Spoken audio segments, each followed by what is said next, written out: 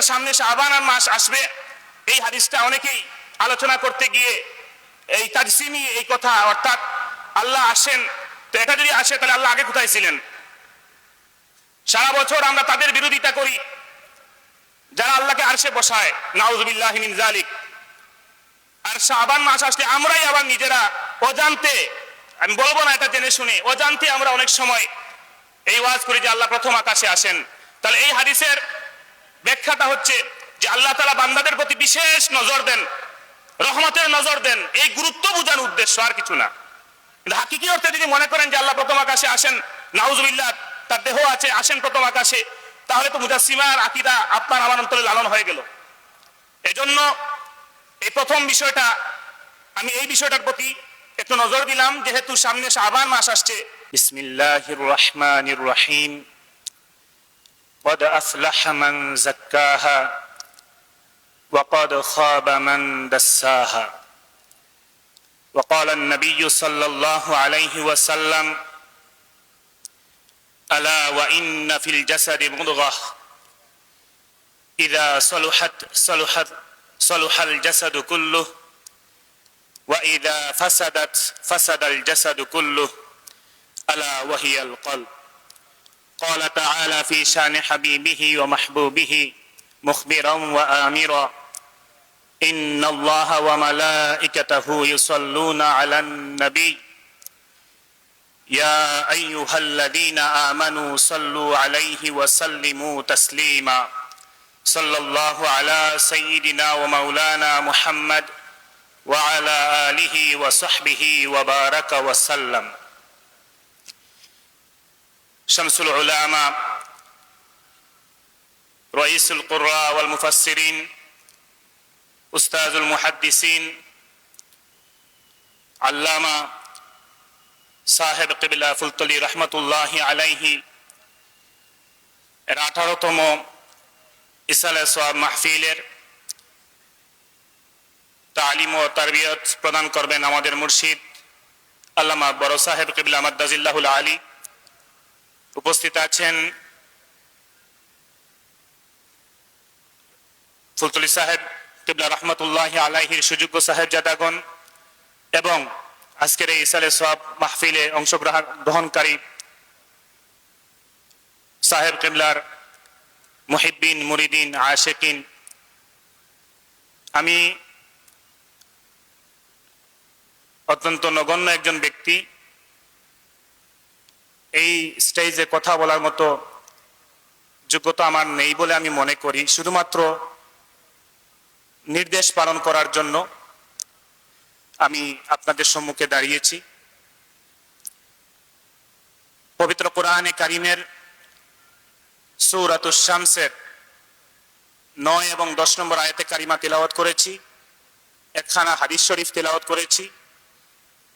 এই আয়াতে কারিমা দ্বয় এবং হাদিসের আলোকে সংক্ষেপে কিছু কথা বলবো। আল্লাহ সুবহানাহু ওয়া তাআলা যেন আমাকে উপকারী কিছু কথা বলার তৌফিক দান করেন। আল্লাহ সুবহানাহু ওয়া তাআলা সূরাতুশ শামসের শুরুতে চন্দ্র, সূর্য, আসমান, জমিন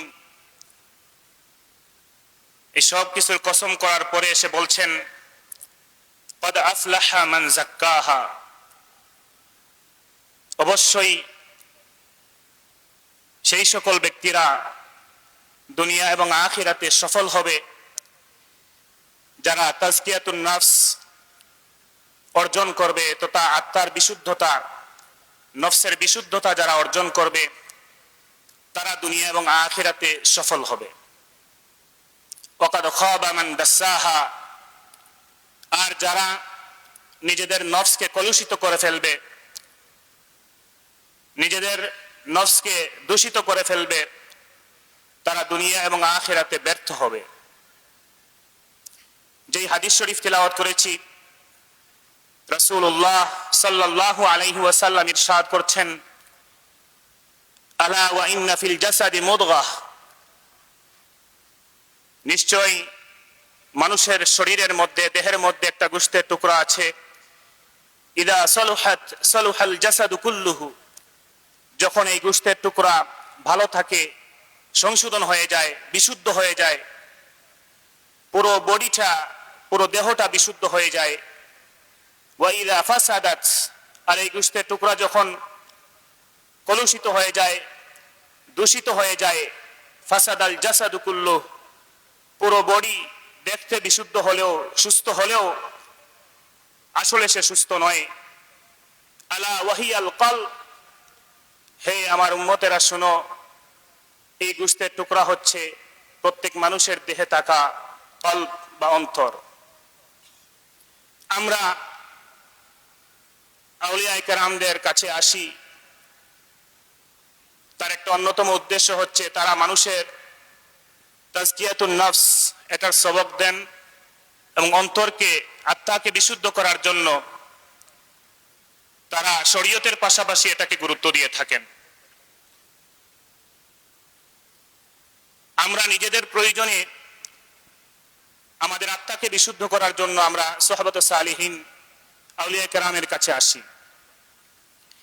যেহেতু আল্লাহ সুবহানাহু ওয়া তাআলা বলেছেন অন্তরের বিশুদ্ধতাই দুনিয়া এবং আখিরাতের সফলতার মাপকাঠি, দুনিয়া এবং আখিরাতে তারাই সফল হবে যারা অন্তরকে বিশুদ্ধ করবে। এজন্য অন্তরের বিভিন্ন ধরনের রোগ আছে, আমি তার মধ্য থেকে কয়েকটা বিষয়ে সংক্ষেপে তুলে ধরব। প্রথম বিষয়টা আমি যেটা বলতে চাই, আমাদের ঈমান এবং আকীদা এটা অন্তরের সাথে রিলেটেড। অন্তর থেকে বিশুদ্ধ আকীদা লালন করতে হয়। আমরা আহলুস সুন্নাহ ওয়াল জামাত এটা দাবি করি,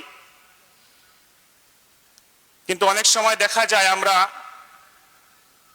আমাদের এই অন্তরের প্রধানতম বিশুদ্ধতা যেটা, সেটা হচ্ছে আকীদায় আমরা অনেক সময় বিভিন্ন ফিতনায় জর্জরিত হয়ে আমাদের আকীদায় অনেক ত্রুটি ঢুকে যায়। যেহেতু বর্তমানে অনেক ফিতনার মুখোমুখি আমরা হই, তার মধ্য থেকে একটা বিষয় আমি বলতে চাই, সেটা হচ্ছে আকীদার ক্ষেত্রে, অন্তরকে বিশুদ্ধ রাখার ক্ষেত্রে আমরা যে ফিতনায় বর্তমানে জর্জরিত হই, তা হচ্ছে আমাদের ইচ্ছায় অনিচ্ছায়, বুঝে না বুঝে আমরা অনেক সময় তাজসিমি আকীদার ফিতনায় পড়ে যাই। সামনে শাবান মাস আসছে, লাইলাতুন নিসফি মিন শাবানের ফজিলত আলোচনা করতে গিয়ে ইবনে মাজাহ শরীফের যে হাদিসখানা আমরা অনেকেই আলোচনা করব বিভিন্ন জায়গায়, বিভিন্ন মিম্বরে। সেই জায়গায় হাদিসের যে অংশ, ফাইন্নাল্লাহা ইয়ানজিলু ফিহা লিগুরুবিশ শামসি ইলা সামাঈদ দুনিয়া, আমরা অনেকেই বুঝে না বুঝে এটা অনুবাদ এভাবেই করি যে আল্লাহ সুবহানাহু ওয়া তাআলা লাইলাতুন নিসফি মিন শাবানে সূর্যাস্তের সাথে সাথে প্রথম আকাশে আসেন, এরপরে বলেন আলা মিন মুস্তাগফিরিন ফাগফির লাহ, কেউ কি আসো যে তার জীবনের গুনাহ মাফ চাও, আমি মাফ করে দেব। আলা মুস্তারজিকুন ফারজুকাহ, কেউ কি আছো রিজিক চাও, আমি রিজিক দেব। আলা মুবতালান ফাওয়াফিয়া, আলা কাযা হাত্তা ইয়াতলু আল ফাজর, ফজর পর্যন্ত আল্লাহ এভাবে বলেন। এই যে আমরা যে টুকরা প্রথমে বললাম যে আল্লাহ প্রথম আকাশে আসেন, এই কথা যখন বলা হয়, এটা ব্যাখ্যা না করে যখন বলা হয়, তখন মানুষের মধ্যে তাজসিমি আকীদা না বুঝেই ঢুকে যেতে পারে। তাজসিমি বলতে দেহবাদী আকীদা, আল্লাহর দেহ আছে এরকম যারা বিশ্বাস করে তাদেরকে মুজাসসিমা বলা হয়। তো মানুষের গুণ হচ্ছে নড়াচড়া করা, আসা যাওয়া করা, এটা মানুষের গুণ, এটা খালিকের গুণ না। তো আল্লাহ প্রথম আকাশে যদি আসেন, তাহলে আগে কোথায় ছিলেন? তার মানে আগে কোথাও ছিলেন, এখন প্রথম আকাশে এসেছেন। নাউজুবিল্লাহি মিন যালিক। এইরকম কেউ কেউ ফিতনা ছড়াচ্ছে, আল্লাহ আরশে আছেন, বসেছেন। আবার আমরা অনেকেই মনে করি আল্লাহ সব জায়গায় বিরাজমান। আল্লাহ আরশে আছেন, এটা যেমন তাজসিমি আকীদা, প্রথম আকাশে আসেন, এটাও যেমন তাজসিমি আকীদার অংশ, সব জায়গায় জাতান আছেন, এটাও তাজসিমি আকীদার অংশ। সব জায়গায় বিরাজমান, এটা ইলমান ও কুদরাতান, এটা ব্যাখ্যা সাপেক্ষ কথা। আহলুস সুন্নাহ ওয়াল জামাতের আকীদা হচ্ছে, আমি কয়েকটা কিতাব থেকে বলছি, আল ফারকু বাইনাল ফিরাক কিতাবের মধ্যে আবু মনসুর আব্দুল কাহির আল বাগদাদি রাহিমাহুল্লাহ তিনি বলেন, আহলুস সুন্নাহ ওয়াল জামাতের আকীদা উল্লেখ করতে গিয়ে বলেন, লাকাদ কানা ওয়ালা মাকানা ওয়া হুয়া আল-আন আলা মা কান। আল্লাহ তাআলা কোথায় আছেন? এটার উত্তর হচ্ছে যে সমস্ত সৃষ্টির পূর্বে আল্লাহ ছিলেন, সমস্ত জায়গা সৃষ্টির পূর্বেও আল্লাহ ছিলেন। কোনো জায়গা যখন ছিল না, না আরশ, না আসমান, না সব জায়গা, কোনো জায়গায় যখন ছিল না তখনও আল্লাহ ছিলেন। তখন যেমন আছেন এখন তেমন আছেন, সব ধ্বংস হয়ে গেলেও আল্লাহ তেমন থাকবেন। কোন জায়গার সাথে আল্লাহকে নিসবত করা যাবে না যে এই জায়গায় আছেন, তাইলে আকীদার মধ্যে তাজসিমি ঢোকার সম্ভাবনা থেকে যায়। ইমাম আযম আবু হানিফা রাহিমাহুল্লাহকে জিজ্ঞাসা করা হয়েছিল আইনাল্লাহু তাআলা, আল্লাহ তাআলা কোথায় আছেন? এটার জবাবে ইমাম আযম আবু হানিফা রাহিমাহুল্লাহ বলেছিলেন কানাল্লাহু আলা মাকানা ক্বাবলা আন ইয়াখলুকাল খালকা। আল্লাহ তখনও ছিলেন যখন কোনো জায়গায় ছিল না, সমস্ত সৃষ্টির পূর্বে আল্লাহ ছিলেন। কানাল্লাহু আলাম ইয়াকুন আইনা ওয়ালা খালকুন ওয়ালা শাইউন ওয়া হুয়া খালিকুল আশিয়া। আল্লাহ তো তখনও ছিলেন যখন আইনা বলার মতো কোনো জায়গা ছিল না, কোথায় বলার মতো কোনো জায়গা যখন ছিল না, আল্লাহ তখনও ছিলেন। কোন মাখলুক যখন ছিল না, আল্লাহ তখনও ছিলেন। কোনো কিছুই যখন ছিল না, আল্লাহ তখনও ছিলেন। বুখারী শরীফের হাদিসে আসে কানাল্লাহু আলাম ইয়াকুন শাইউন গায়রুহু। আল্লাহ তখন ছিলেন যখন তিনি ছাড়া আর কিছুই ছিল না। তাহলে আমরা যারা বলবো সব জায়গায় আছেন, সব জায়গাও তো এক সময় ছিল না। এজন্য আল্লাহর ক্ষেত্রে কোন জায়গা সম্পর্কিত করা যাবে না। এই জায়গায় আছেন, না আসমান, না আরশ, না সব জায়গা। সব জায়গায় আমরা যারা বলি এটা ব্যাখ্যা সাপেক্ষ, সব জায়গায় ইলমান ও কুদরাতান, কিন্তু সব জায়গায় যদি কেউ জাতান বিশ্বাস করে এটা মুতাজিলি আকীদা। সব জায়গায় জাতান যদি কেউ বিশ্বাস করে এটা মুতাজিলি আকীদা। তাহলে সব আমল সব করবেন, কিন্তু অন্তরের মূল যেই বিশুদ্ধতা, তাজকিয়া নফসের মূল যে বিশুদ্ধতা, আকীদার বিশুদ্ধতা, সেটা যদি না থাকে তাহলে তো আমাদের আমল কোনো কাজে আসবে না। এজন্য আকীদার ক্ষেত্রে আমাদের এই বিষয়টা মনে রাখতে হবে, সমস্ত জায়গা সৃষ্টির পূর্বে আল্লাহ ছিলেন। জায়গা যখন ছিল না, এখনো তেমন আছেন, সব ধ্বংস হয়ে যাবে, আল্লাহ তখনও থাকবেন। আর আল্লাহর সাথে যে জায়গা রিলেটেড যে আয়াতগুলো আছে এগুলোকে আমরা এক কথায় বলছি আয়াতে মুতাশাবিহাত। হাদিসে যখন যে জায়গাগুলো আছে জায়গার সাথে রিলেটেড, এগুলো হাদিসে মুতাশাবি, অর্থাৎ এর অর্থ আমরা শব্দ বিশ্বাস করি, লফজগুলো বিশ্বাস করি, কিন্তু এর মানা, হাকিকি মানা আল্লাহ সুবহানাহু ওয়া তাআলা ভালো জানেন। আর আহলুস সুন্নাহ ওয়াল জামাতের উলামায়ে কেরাম অনেকেই তাউইল করেছেন, ব্যাখ্যা করেছেন। তো সময় সংক্ষিপ্তর কারণে সেদিকে যাচ্ছি না। এই যে একটা সামনে শাবান মাস আসবে, এই হাদিসটা অনেকেই আলোচনা করতে গিয়ে এই তাজসিমি এই কথা, অর্থাৎ আল্লাহ আসেন, তো এটা যদি আসে তাহলে আল্লাহ আগে কোথায় ছিলেন? সারা বছর আমরা তাদের বিরোধিতা করি যারা আল্লাহকে আরশে বসায়, নাউযুবিল্লাহি মিন যালিক। আর শাবান মাস আসলে আমরাই আবার নিজেরা অজান্তে, আমি বলবো না এটা জেনে শুনে, অজান্তে আমরা অনেক সময় এই ওয়াজ করি যে আল্লাহ প্রথম আকাশে আসেন। তাহলে এই হাদিসের ব্যাখ্যাটা হচ্ছে যে আল্লাহ তাআলা বান্দাদের প্রতি বিশেষ নজর দেন, রহমতের নজর দেন, এই গুরুত্ব বোঝানোর উদ্দেশ্য, আর কিছু না। কিন্তু হাকিকি অর্থে যদি মনে করেন যে আল্লাহ প্রথম আকাশে আসেন, নাউযুবিল্লাহ, তার দেহ আছে, আসেন প্রথম আকাশে, তাহলে তো মুজাসসিমার আকীদা আপনার আমার অন্তরে লালন হয়ে গেল। এজন্য এই প্রথম বিষয়টা, আমি এই বিষয়টার প্রতি একটু নজর দিলাম, যেহেতু সামনে শাবান মাস আসছে এবং মেরাজের মাসে অনেক সময় মেরাজের আলোচনা করতে গিয়ে আল্লাহর দিদার আল্লাহর নবী পেয়েছেন।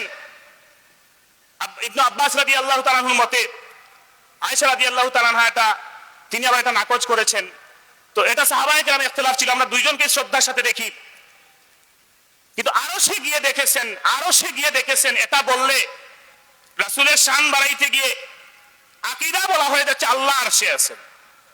এটা আল্লাহ রাসূল যেতে পারেন আরশে, এটা দলিল যদি থাকে তাহলে সেই আলোকে বলতে হবে, এটা সহিহ বা বিশুদ্ধ, খুব আসাহ দলিল দেওয়া কঠিন হবে।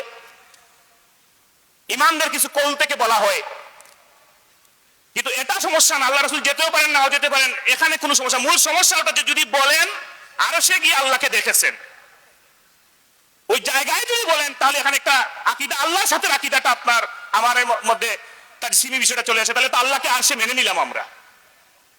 আল্লাহর ক্ষেত্রে আকীদাটা বিশুদ্ধ রাখতে হবে যে আল্লাহ সমস্ত জায়গা সৃষ্টির পূর্বে আল্লাহ ছিলেন, জায়গা সৃষ্টির পর তেমনই আছেন, আগে যেমন ছিলেন, আবার ধ্বংস হয়ে যাওয়ার পর আল্লাহ তেমন থাকবেন।